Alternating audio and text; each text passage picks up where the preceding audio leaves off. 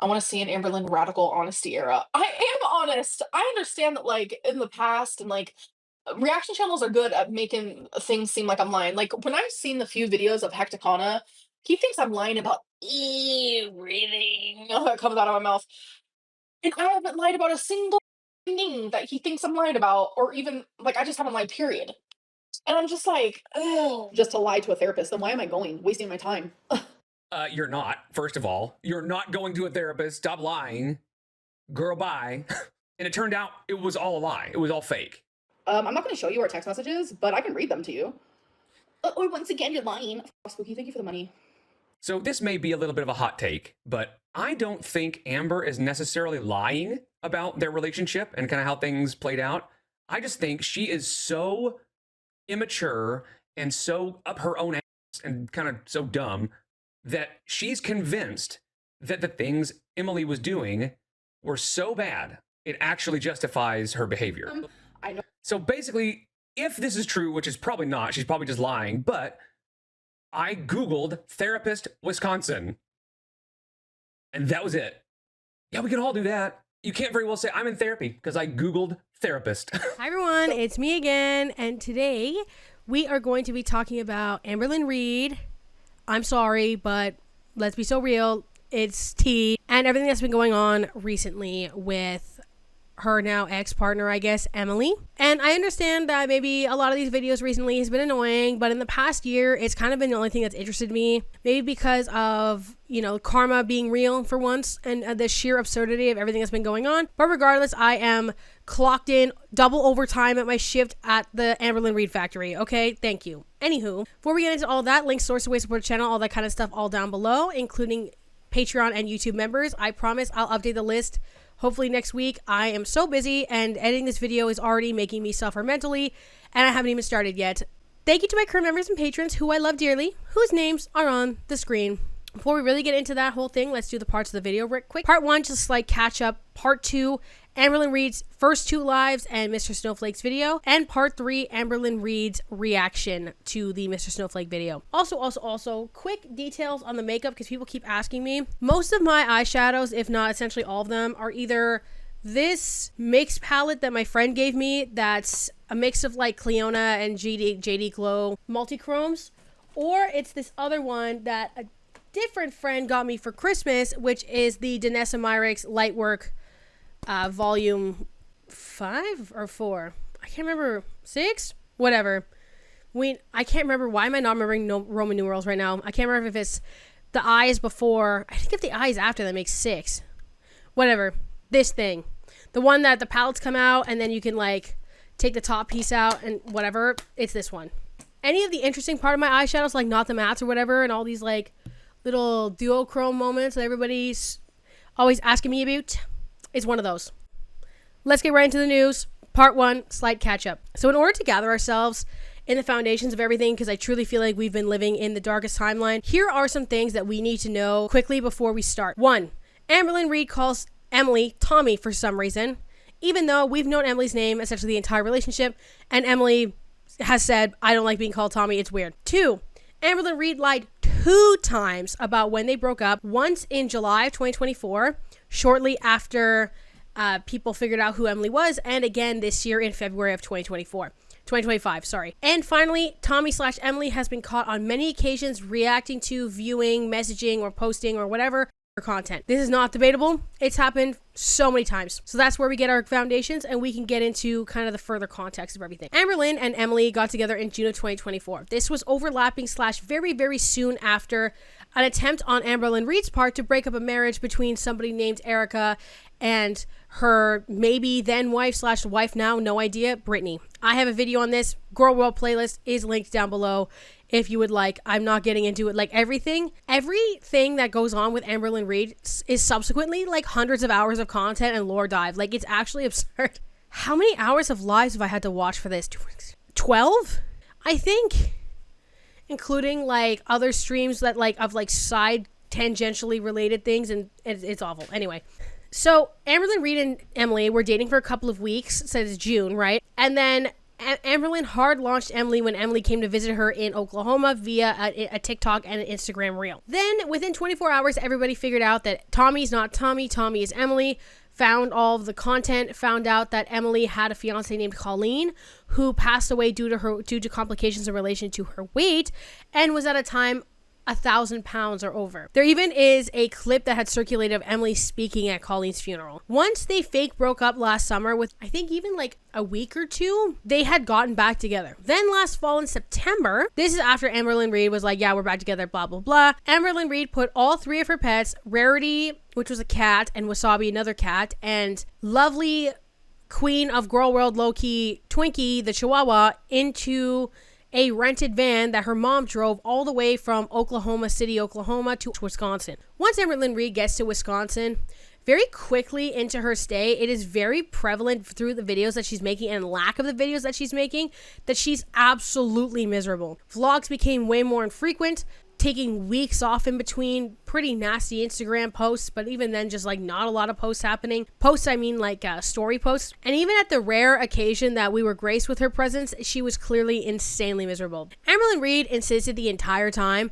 that it was YouTube making her miserable. We're gonna find Amberlynn Reid insists that she lied about nothing, because for some reason she doesn't count when it's lying for someone else because you love them, which is so stupid. You're stupid, girl. Like the way that it's going to take the actual patience of an ordained saint, patron saint, there's a word for that, for me to not have, like, for those of you in Girl World, like a foodie beauty style rage talking about this is going to be, I need it. Anyway, so Amberlynn Reid the whole time was like, people on YouTube and reaction channels and all of this are making me miserable. Even though Emily says, which we'll get to in the Mr. Snowflake video, that Amberlynn Reid was watching reaction channels, but then Amberlynn Reid said she wasn't watching reaction channels, but they were making her miserable even though she wasn't watching them, even though she was lying about the cause of her being miserable actually being Emily. You know what I mean? It's a web all the time. It makes no sense. Anyway, then reaction channels in November discovered, and I saw it on Jordy's stream, covered a post about Rarity on a missing pets page on like Facebook or something along that line. Amberlynn Reid came on to tell the truth, by that I mean lie her ass off, for real, about Rarity, including a dramatic reenactment that everyone knew at the time was a lie and was alive. Whoopee, who's surprised. That we also got confirmation of it being a lie recently. In February, people found another set of accounts that Emily had, one of them featuring Emily's whole face, and included what ended up becoming a pretty big inside joke, especially with Jordy's stream. So the account was called Les Eat. So a play on words to let's eat, but with like lesbian and like feed them. Kind of a little bit iconic, unfortunately. Emily's account on some weird website. She's into FA, feederism, weight gain, the community in which the state and the BBW people, I mean, she had her face on it. It's just like, that's another thing. Like, if you're going to be into this kind of shit, like, I don't know. Like, are you guys just stupid or do you want to get caught? Those are like the two options that I think that there are. You're either stupid or you want to get caught. Why would you put your face on this? On this kind of website, why would you put a face pic? Why would you attach your face to this? I mean, that's the golden rule for making explicit content. Don't put your face in it. Don't put your face in it. She put her face in it. I mean, you make these accounts. You attach, when you attach your name and your face to this, I mean, what do you think's going to happen? When you attach your name and face to blob people, what do you think's going to happen? When you attach your name and face to being friends with Candy on some weird-ass website, what do you think's going to happen? So, after Emily got discovered and all of these screenshots hit the community, she disabled the account. Conveniently, yesterday at some point, the account got disabled. So when people went to go look at the account later that night, it said Les Eat isn't available. Les Eat has left the kitchen. She's unavailable. And then the issue is, which most people had kind of caught on to, was that after these accounts had come out, they claimed to have broken up again. With that, everyone was kind of getting the vibe that Amberlynn was in a new relationship, or Amberlynn still had a girlfriend, or whatever. And then, yeah, it turns out she's with Emily the whole time. Who's surprised? So this gets us to part 2. Pat 2. Amberlynn Reid's 2 lives and Mr. Snowflake. So, reaction channel and video essayist Mr. Snowflake posted on a community tab of his second channel, Under the Hood, on August 2nd, my time, because it depends, he's British, whatever, fake hours, something like that. Mingin. Lists of British words I love. Really quick. I love when somebody says fancy as like that they like somebody. Minge, hilarious. Mingin, also hilarious. Nonce, also funny. Yeah, anyway, there's a whole set of words that I think very funny. The post just said update, just filmed the video. We'll work on it now and get it straight up. Cheers, everyone. I actually didn't notice the other one, which is actually the one that she was crashing out over, so I'm going to read that here now. It says, update, been speaking to Emily. Obviously been a very hard listen. Well, over text, but you know what I mean. We spoke about the emotional and physical abuse from Amber. We discussed Rarity. She sent me over screenshots and messages that Amber sent to her the day Rarity went missing. Amber, I think you better make a quick video and sort your Rarity missing story out. We discussed the breakup and post-breakup.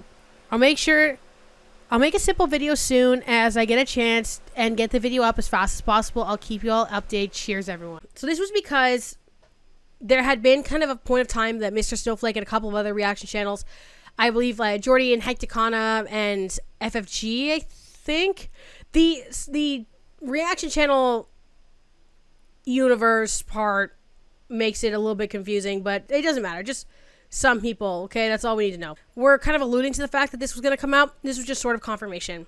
Because also, Hecticana leaked that Amberlynn Reid had gotten this kitten named Romeo, and then Amberlynn wouldn't admit to it at all, but because she's a lying liar who lies, the cat actually popped up in the background of a live stream, and Amber didn't notice, and then she had to admit it, and then was crying and was like, it's actually your fault I don't say anything, because people keep calling me an animal abuser, because she, like, lost her cat in Wisconsin that she didn't have to take to Wisconsin.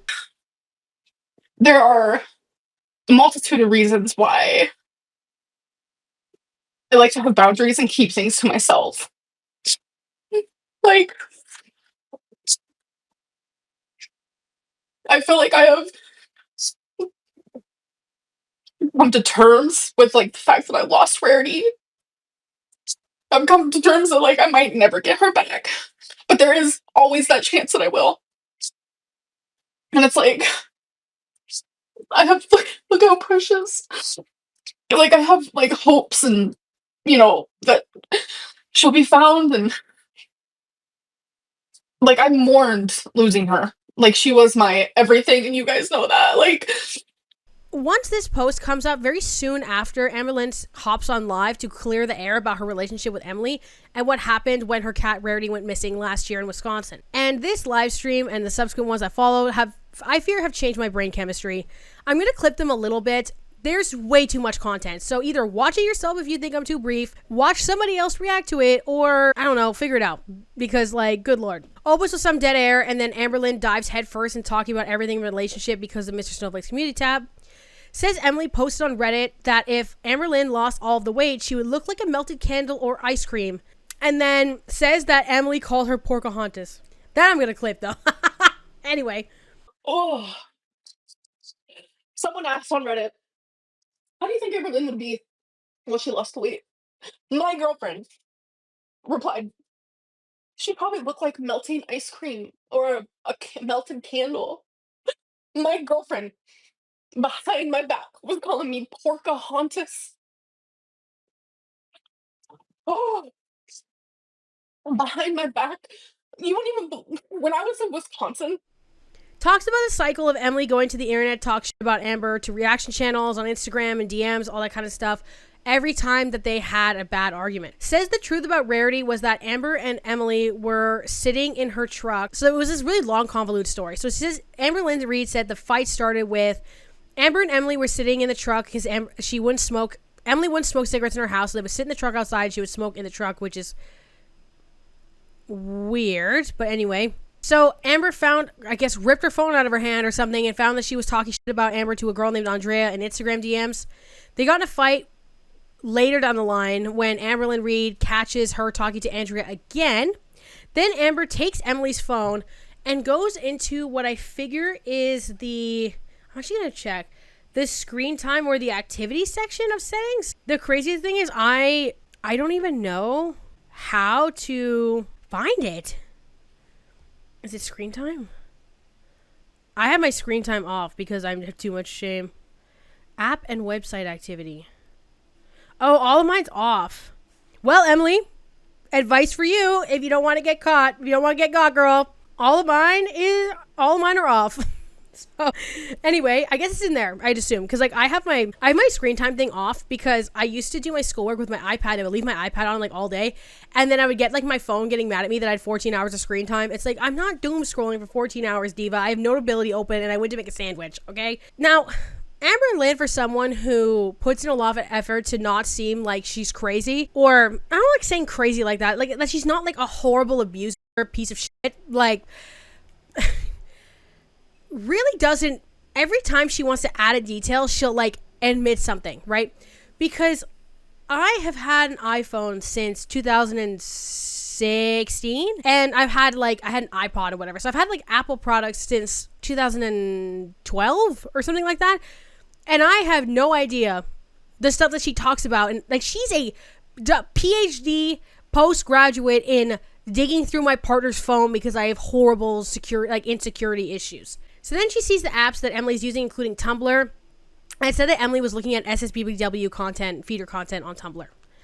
Emily, according to Amber, then left the house after the argument that got too intense, through the kitchen and left the door open. And then Amberlynn Reid noticed hours later and figured that Rarity would not have gotten out and only told Emily like way down the line. The stories change even just within these short live streams. I'm just taking the notes as I had seen it. So if I'm a little bit off or whatever, like it is what it is. Watch it yourself then, diva. Like after Amberlynn starts describing what video she thinks Emily's gonna show, even though there was no conversation about a video being shown, she says that she was half naked and having a BPD meltdown. And if she shows a video of me half naked, that is when suing will entice. Oh, I would just constantly forgive her. So, I'm going to Snowflake.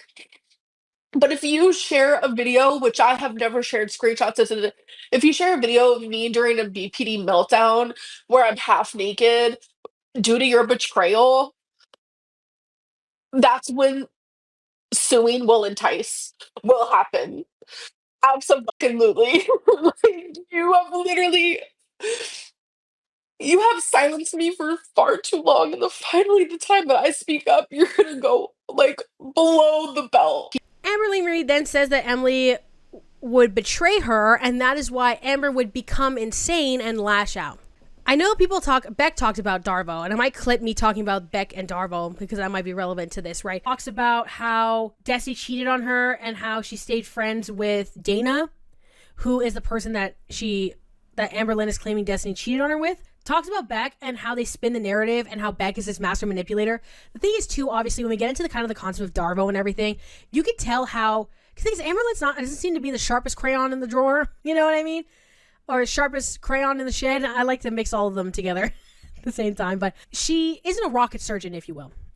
She will so obviously be twisting the narrative because she'll literally weaponize and utilize language that people say about her because she can't even conceive on how to victimize herself without just projecting. Talks about the double standard that if she shows text, it's not receipts, but if the exes show text, it's receipts. Talks about Alexis and says that Alexis was super into her, but Amberlynn Reid didn't reciprocate it and she let her on, and was talking about how Alexis' whole channel is about her. Claims that she's single as of a few days ago. Announces that she's going to stay single forever, which has never, I give it 3 months maximum. I'll get into this more after, actually, because I think we need to have more information before I go on my huge rant that I'm probably going to end up going on. We would get into arguments like all couples do, then she would take it to the extreme. We argue like all couples do, okay? Take notes, divas. That is the abuser line. Okay, I have been, contrary to H3 fans' belief, I've been in a relationship with my boyfriend of 6 years now, okay? 6 fucking years. I also had 2 other boyfriends before that, lasting like 8-9 months, something like that each, okay? I am a huge bitch, okay, y'all? My attitude, crazy.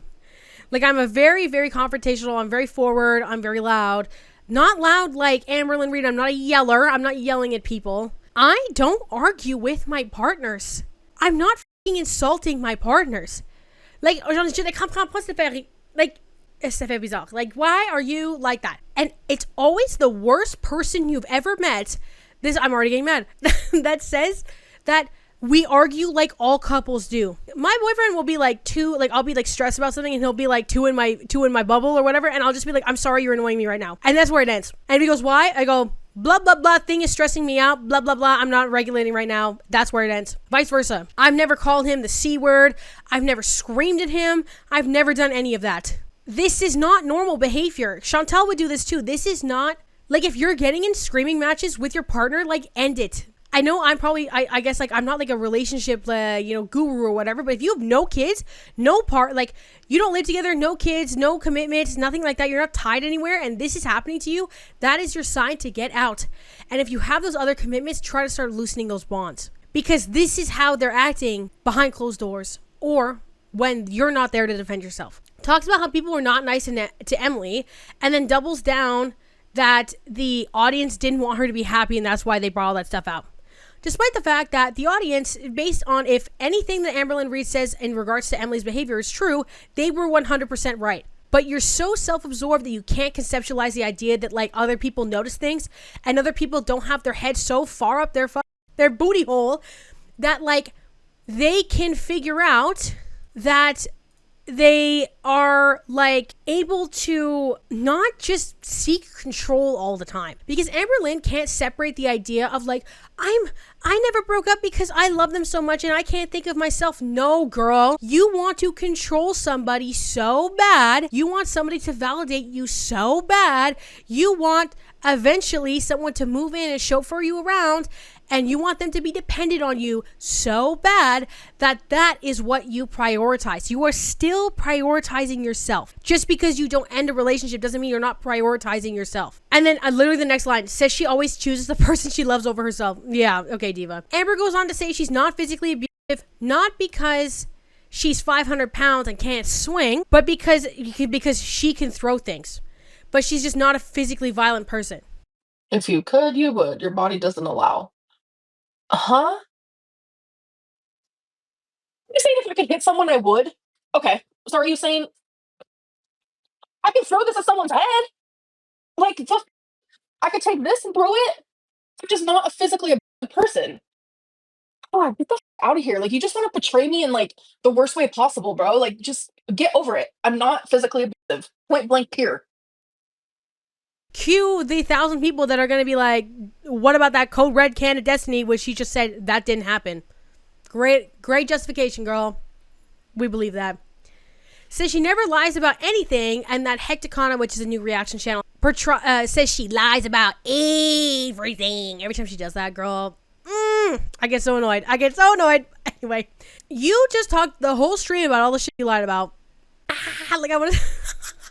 Amber says that Emily makes her feel crazy. I don't necessarily doubt that as a possibility, but at the same time, I don't understand how she can't figure out that she might have an effect like this on other people, because I did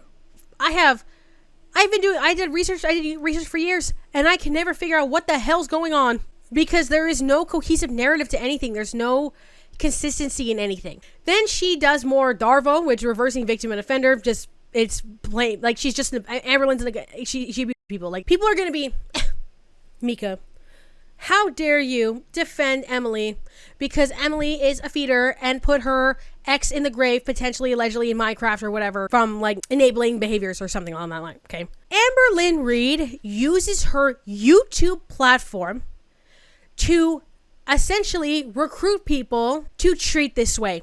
I am on YouTube also, so I'm going to use my YouTube platform to point it out. I don't understand the world of Phoebe. I don't understand the world of these, like, fetish websites and these accounts. I don't understand that at all, and honestly, I don't want to. I don't need to know everything. I am genuinely, if we just go off of the stuff that Amber says happened, we have enough evidence. And that's going off of believing Amber 100%. Because the next thing I have in the guillemets or quotes, I turned evil because of the betrayals. Then goes on to blame Emily's behavior for her crash outs and says that she's a yeller and gets loud. Yelling at people is abusive behavior. During my like crash outs or like fits of betrayal, like when I find out that I was betrayed and things were hid from me, etc., I will say that I'm a yeller. Um, I won't say anything like that, but I yell.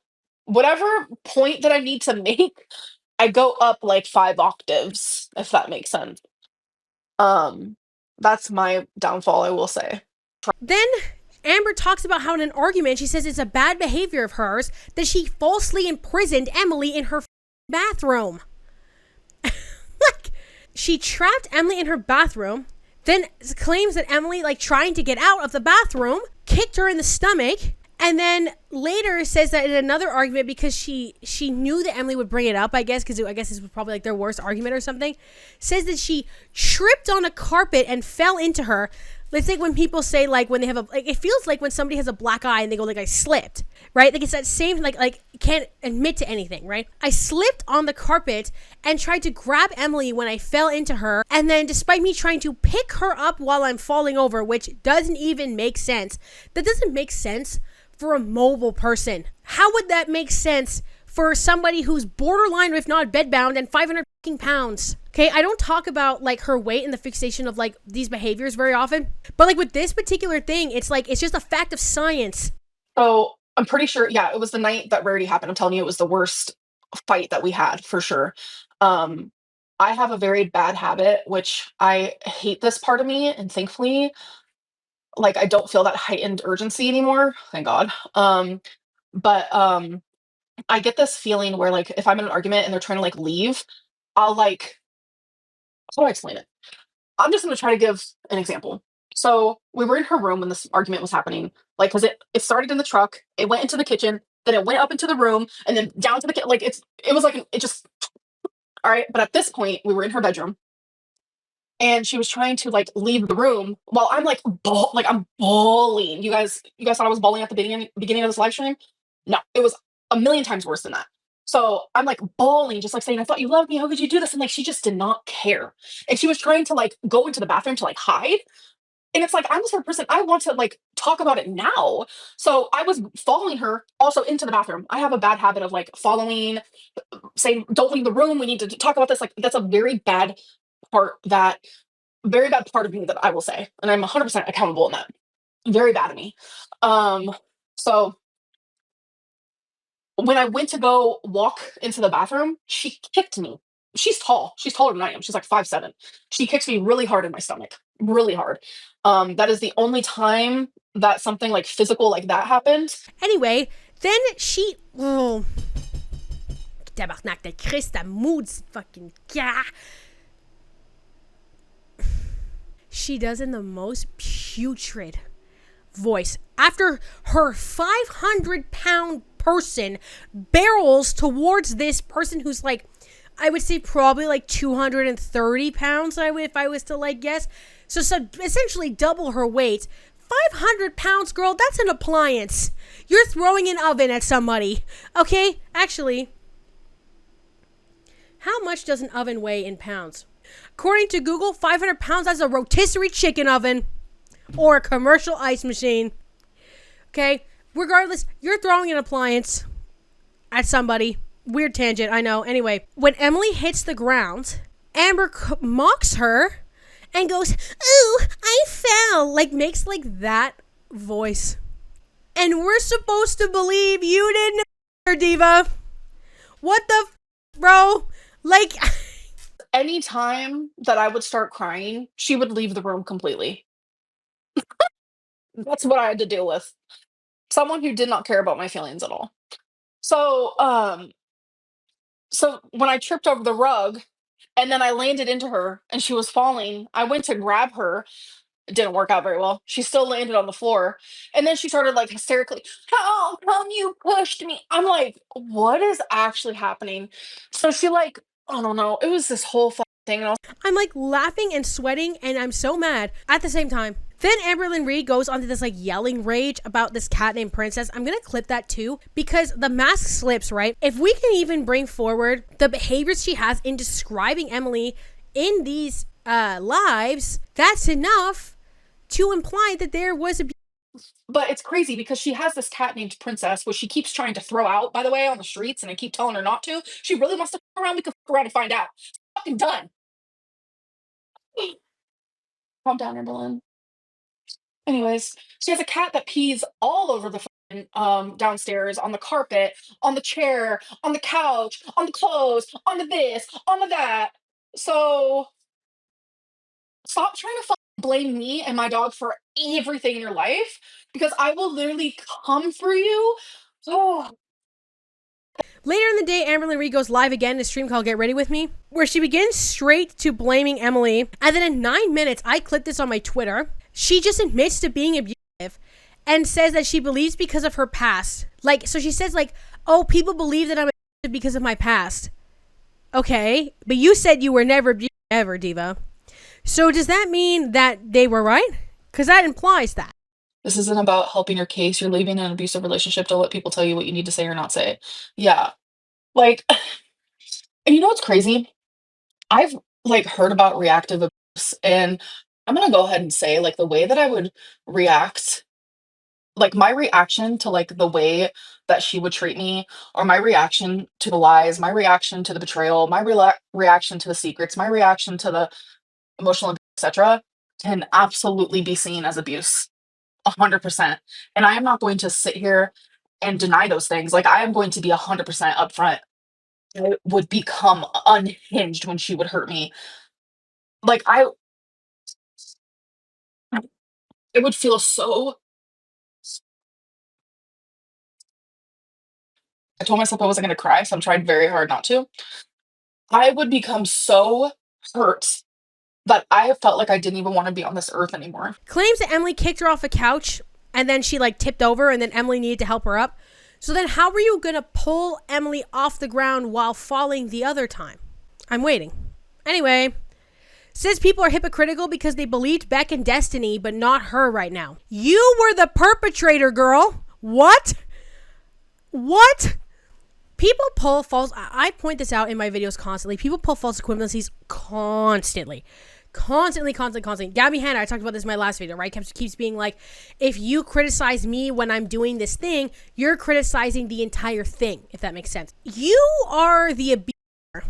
You can be abused, but that would imply people are less inclined to believe you.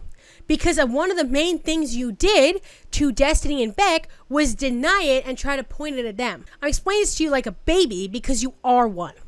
Next. Continues saying that she becomes unhinged because of betrayals. Said she did not know Emily was a feeder until she was in Wisconsin. Which doesn't make sense because there's another story about like the first time they met or something. And also the Phoebe leaks that come out before that. So again, that doesn't make sense. Emily only cared about her body. That I believe. There wouldn't be a term for BPD meltdown or BPD tantrums if it wasn't a thing. There wouldn't be a term for therapy if that wasn't a thing. There wouldn't be a term for self-actualization and self-realization and having any insight to anything or improving in any capacity if that wasn't a thing either. You can have something that makes you more prone to a negative behavior, but you're still doing the negative behavior. Would you want someone treating you the way that you treat people and then just go, well, I have BPD, you can't do anything? Because that's the whole set of streams is what she's constantly like. Then you get treated like that, and you have the patience to excuse it. I don't have to do shit. I don't owe you anything. I don't owe you anything. People have been critical for being mad at her for taking the pets, and then claims then that Amber actually did plan on staying there for months. This she lied about because in another stream she said it was only supposed to be a couple weeks. Keeps claiming that everyone's on Emily's side now. They're all kissing her ass, but they hated her before. No, it's just that it's the same thing you've done 100 times coming out again, and we're not surprised. Rest of the stream was nothing burger, so let's get to the Mr. Snowflake video. On August 3rd, Mr. Snowflake puts out a video in the Under the Hood channel titled Emily Speaks Out Against Amberlynn Reid. The video is up on his channel and it's just him reading some like Instagram messages between him and Emily. So I'm just going to summarize the claims. You can watch the video linked in the description. Emily came out because Amber keeps dodging accountability. They had fun at first and was upfront and Emily was upfront about mourning Colleen. Amberlynn claims that she respected that. And then Emily says that Amberlynn love bombed her. Amber would get mad if Emily didn't constantly message / FaceTime her, would get mad during the second Oklahoma trip that Emily had done before Amber went to Wisconsin if she was checking her phone. Things started getting bad day 2 of Wisconsin, said she was high-strung and the stay was only supposed to be 2 weeks. Amber would get mad if things weren't about her and would ask Emily to take her out after working for 12-hour shifts. Amberlynn would throw fits and scream and blame it on BPD, promise that she would get a therapist and never did. Use the therapist as an excuse when Emily was asking her to leave. All she did was lie in bed and watch videos. Emily would clean up after her and Twinkie do laundry, all that kind of stuff. Tantrums escalated to slamming doors and punching walls. Talks about the fight the night before Rarity went missing with the falling on the carpet and, you pushed me. Amber found Emily looking at a woman on Instagram. It was actually worse than that, I think, and there's truth to that. Amber claims that it was like the Tumblr with the SSBBWs and everything. That seems to make more sense. Emily claims that Amber dug her nails in and threw things, pushed into her for trying to leave, and then Amber had fallen on her. That's the carpet thing. Amber mocked exactly this. And Mr. Snowflake's video is interlaced with other videos of like exes pointing out similar patterns. Amberlynn would blow up Emily's phone all day trying to apologize after this. Then 2 hours after Emily's shift ended, Amber told her that Rarity went missing. They searched the whole house while Emily searched the whole house while Amber watched, and then Emily searched outside all night. Emily put up all the posters. Amberlynn never even reported to the shelter. Emily ended up having to do it. When they searched in the car, Amber would just play like phone games and Emily would be trying to find the cat. These are all just Emily's claims in general, by the way. Then Emily shows messages from Amber proving that the story in the vlog was a lie. Amber would always film the videos right after they got into a fight. I confirmed that Amber lied about why she went back to Oklahoma on the drive, that Emily insisted on taking Amber because she didn't want to wait for her mom to come back. Amber screamed at Emily so much, something about an argument about music, that Twinkie ran under the driver's side and like where the footwell is, and they had to pull over. Amber just says, that never happened, but then says the argument did happen. Regardless, why is the dog loose in the car? If you care about your pet so much, why is your dog loose in the car? I'm going to insert a picture of my lovely son, Gus, clipped with a fully supportive chest harness, clipped directly into the back seat of the car. Why are we doing that? At all. Amber would do a lot of threatening and take control of situations. Emily said that she thinks that Amber has gotten worse since Beck and Destiny. So, to no one's surprise, after this video came out, we got a generational crash out with multiple parts, which gets us to part 3. Part 3, Amberlynn Reid's reactions. First stream was also August 3rd. It is the same day that the Mr. Snowflake video came out, titled Reacting to My Ex-Girlfriend. In this stream, she reads the messages from Mr. Snowflake's video. Opens saying that she regrets not doing this with Beck, which, if Beck's a victim, which you've said in other instances, then that means the stuff was true. That means you didn't have to come out about anything. But anyway, claims people are kissing Emily's ass because they hurt her side. Claims she's never been this hurt by an ex, even though, because she's like, cue me literally gasping for air. Do we have to bring it back the fucking we broke up video? Like, it physically feels like I've lost, like, a limb, or I don't know how to explain it, but it feels like I was hit by a truck a million times over, just repeatedly, over and over and over. Like, I just feel like I can't live without her, but I know that I have to, because it's just, like, I know what I deserve. Even though sometimes I act like I hate myself, like I act like it. There's a part of me that cares. And I care about Feline as well. It's like, she deserves the fucking world. And it's like, I could only give her a part of it. The drunken live stream when Destiny had another girlfriend. Even the we broke up stream with Beck. I guess I'm gonna go ahead and just say it. We have broke up. It happened Sunday. And it was initiated by me. But the fact of the matter is I've had a lot of time to think and reflect. And we just want different things in life. You know, Amberlynn wants to leave Kentucky one day, and she wants to see her family, and she wants to move to another state. And it's like, this is my home, and this is where my family is, and I don't want to leave. Amberlynn Reid reads the first set of claims from the video and says it's all actually Emily, and goes on to say Emily doesn't know the word sorry, claims Emily stole her verbiage, and just says that it's essentially reversal, even though Amber is constantly the one reversing everything, and it's been proven hundreds of times at this point. I said Emily only wanted her belly. Boo. You'd think you're the victim because my ex Beck might have been. But you just said you regretted not coming out after Beck, which would mean Beck wasn't a victim. But I stayed the same. I kissed your ass because I was scared of you. Finally, when my BPD meltdowns, tantrums, whatever the fuck you want to call them, would snap, that's when my fear was gone. Because I was so heightened and so scared. My fight or flight was fight. The fact that you're turning this around and rewriting this whole thing to make you seem like a victim because my ex Beck might have been is fucked up. You know exactly what you're doing. Tell me why in every one of your relationships you broke up because the arguing was non-stop. Boils down meltdowns to brain being wired differently. Said she told Emily that she doesn't want to post her, but Emily insisted because she didn't want to be hidden, and that's what led to all of this. In the live, she said that she should not have been there for 3 months, even though in another live she said she was. Admits to the claim that she was upset if Emily did not immediately answer calls/texts due to my trauma. Again, I can act literally however I want because I said so. Claims Emily did much of nothing, despite the fact that Amber on several occasions confirms that she just sat on her ass all day in the bed. This dumbass just said, those are 100% textbook narcissistic traits. That's how I wrote it verbatim. We both know I'm not a narcissist. Have I thought that in the past? Yes. Have I taken plenty narcissist tests? Yes. Have I talked to therapists? Yes, because genuinely that terrifies me. But you know that I'm not a narcissist. You know that I'm not. You know that. But the behaviors that you demonstrate, whether that be publicly or behind closed doors, shows textbook narcissist behavior. And it scares me. Amber said she does use her BPD as an excuse, but it's also a reason.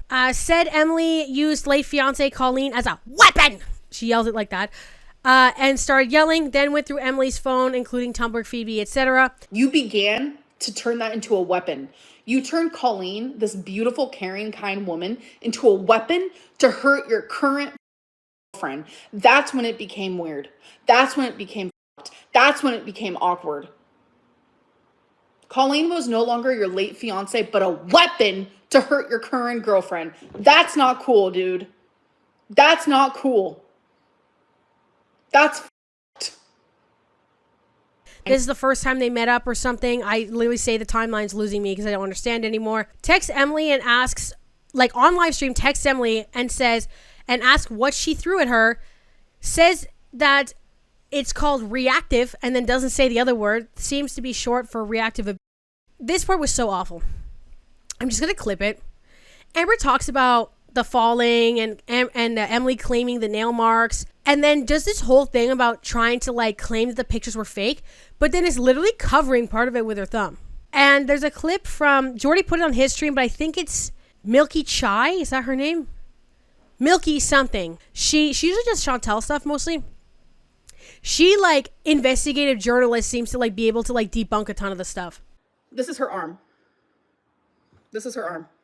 Okay? Keep in mind she's wearing a maroon shirt. Okay? And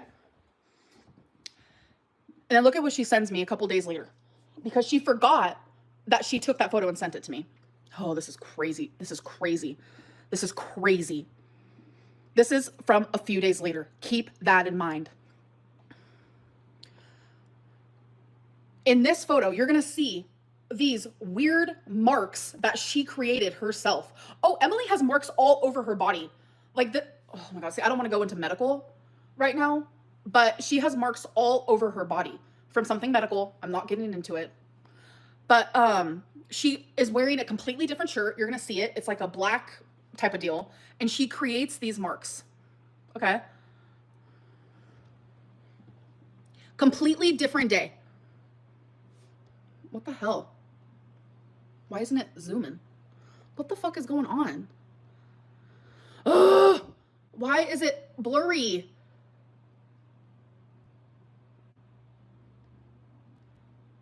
Okay, this is annoying. completely different day, Cindy O. A completely different day where there's fresh marks. You guys said tap the screen? Hold on. Oh, there we go. What the fuck is that? What the fuck is that? What the fuck is that? What the fuck is that? She faked nail marks days later. And I was like, how could you fake something like that? So then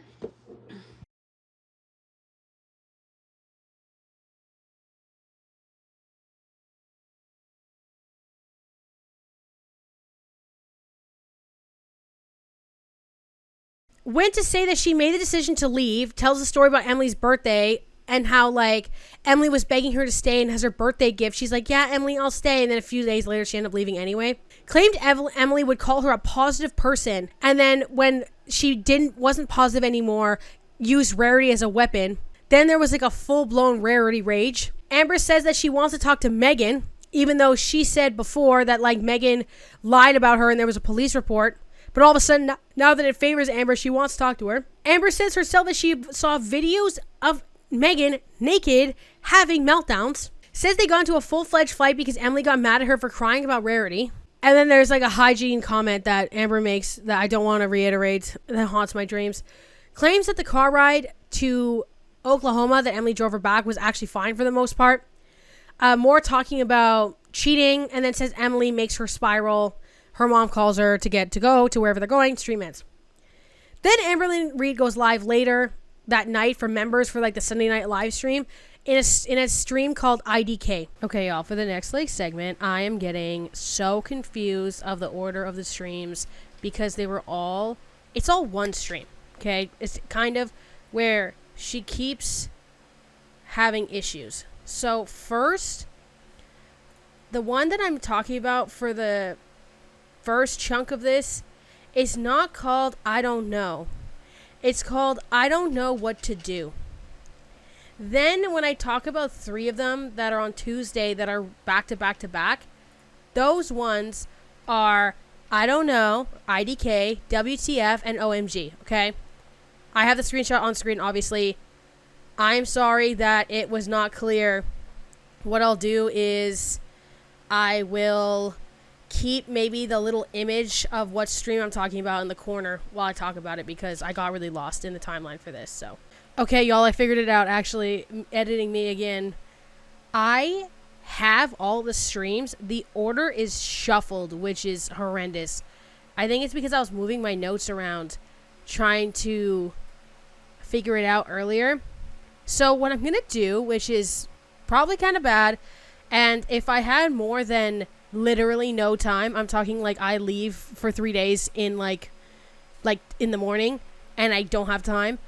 If otherwise I would refilm it, but I'm going to I talk about them and I list them. I'm just going to rearrange the order of my clips.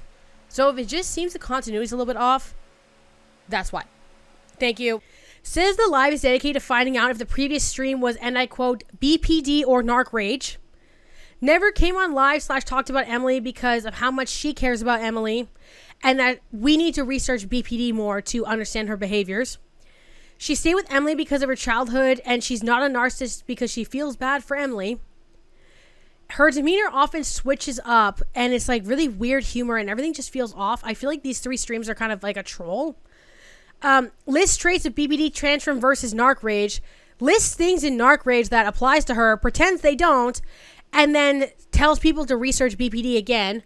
And it's just weird too because the way that either the way she's reading it, if she's twisting it, or like the website she actually references, feels very swayed towards being very positive BPD and like prejudice towards people with like narcissistic personality disorder.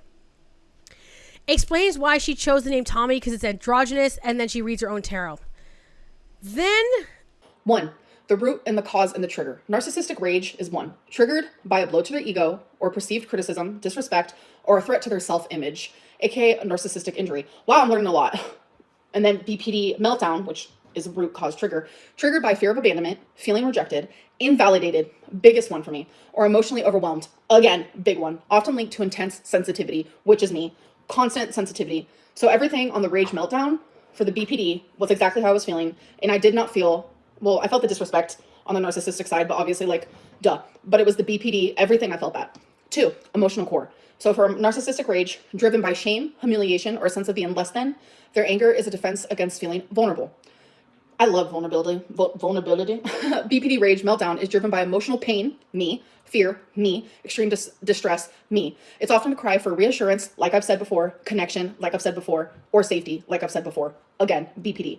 3, expression of rage. So the narcissistic rage can be cold, calculated, or explosive, often vindictive, or intended to punish or control the other person. None of those things are real.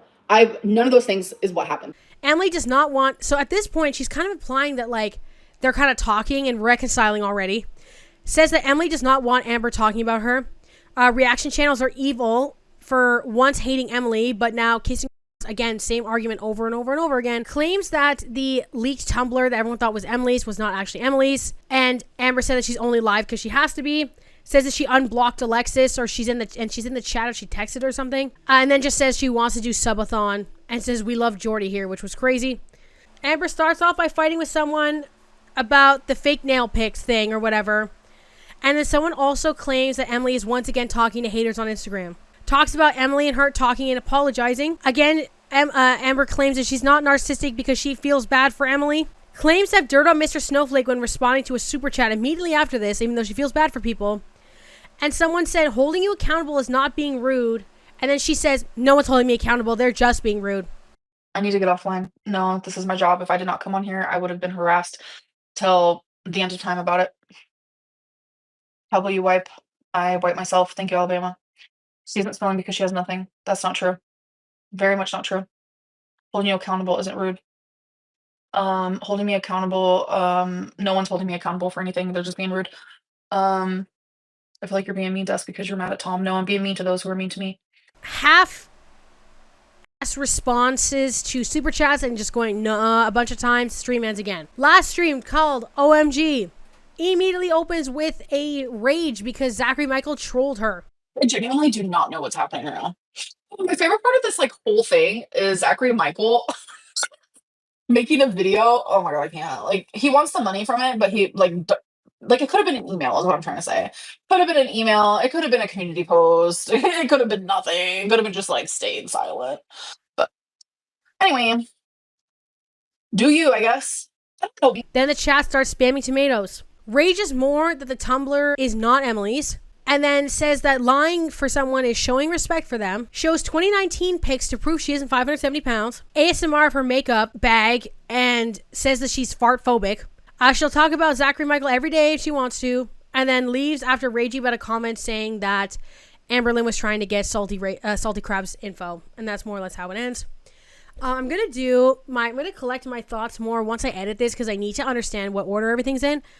And then I'll do like a sad cat or whatever where I talk about like my overall consensus of this because I tend to like to do those after filming and editing when I have a better idea and I've rewatched all the content. So I'll put that in right now. All right, y'all, we're recording this brain dump podcast style. I've just finished the edit. I had to rearrange all the clips for the live streams and I'm trying to get this out ASAP, no Rocky. So a couple things I want to think about here. One, I'm very obsessed, and by obsessed, I mean, I think the thing that, like, it's going to sound so unserious, but it's true, and you're going to understand what I mean when I say it. The craziest thing about all of this is that she thinks she ate, okay? Like, you can tell, and I'll play, like, one of the clips I use, but just the mannerisms, like, I'll take the audio out. You can tell by the way she's talking. Amberlynn has this, it almost feels like, you know, people talk about how she like lives in her own reality a lot, but they tie that to like the lies and the way that like she can't have empathy for anyone really. But like what I'm saying in this term is how she acts, and not acts like the way that she is, acts like Leonardo DiCaprio type deal. You know what I mean? Like, it's it seems like she's portraying like she thinks she's, well, they talk about BPD with black and white thinking, right, or whatever, which, yeah, like so she says, like, the way she's doing it is like she thinks she's a hero in this, that she's finally getting her underdog moment, and she's finally getting what she deserved from Emily, like that sort of revenge and that sort of freedom in how these events transpired. So, but when it's someone who has such abhorrent behavior, so many cycles with seemingly infinite proof, a paper trail that's hundreds of hours long of just mistreating everyone in her life, from partners to partners' parents to friends to other people online, it is just mind-boggling to watch this occur. And the way that she mocks victims of hers, or whatever people that she's interacted with, or whatever, like the, oh God, she pushed me, or what she's done to Beck in the past, what she's done to Destiny in the past, the Code Red can, bringing up Destiny's brother's addiction problems, you know, doing all this stuff about Beck. And then I even remember when I was doing my video on Beck, I think, or something like that, there was the live streams, and Amber literally said, like, verbatim, like, oh, Beck, you know how to manipulate, because she's too stupid to say it properly, but I digress. Just seeing these things happening over and over and over again is just so disheartening, but the reason why I like talking about them is because I just feel like I can position these videos in more of like an open discussion format, and can integrate more perspective on things, because I'm not in this all the time, and this isn't all that I do. Not that I'm like better or worse than anybody, not that I'm better than any reaction channel, I don't think that is the case whatsoever, but I just take a different approach, because I take these as commentary videos, right, that are like structured and scripted, like I'm not reacting to the content live, I have a bit more time to sit and think about it. The script for this was 10 pages long, handwritten, okay, like I really had to go in, but anyway.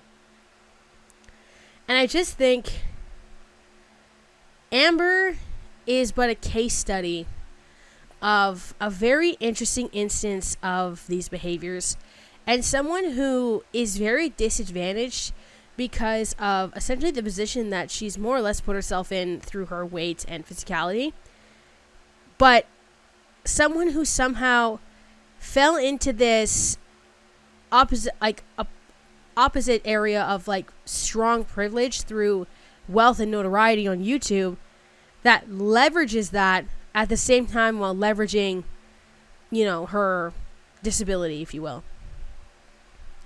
So yeah, if I wasn't a YouTube video, I'd probably be a little meaner, just because like people like this and are the worst, and some experiences in my personal life with people in DV situations and stuff like that, and how it can really be the most detrimental thing possible. I don't know. Just TLDR, don't be like Amberlynn Reid. Really that simple. Anyway, toodaloo. But with that, I'm finally free. To conclude, we went over kind of just a brief timeline of Emily and Amberlynn Reid's relationship. Then we moved on to talking about Mr. Snowflake and the lives that Amber tried to do in advance for damage control, and then the lives that she did afterwards. Links, sources, ways to support the channel, all that kind of stuff, all down below. Email to suggest content, also down below as well. Please do not email me weird stuff. Please. Thank you to my members and patrons. I love you dearly. I hope, as long as you're not Amberlynn Reid, that you have an amazing day, and I hope I can see you when I see you. Bye. Coca-Cola, hello. Coca-Cola, hello. Coca-Cola, hello. Coca-Cola, hello.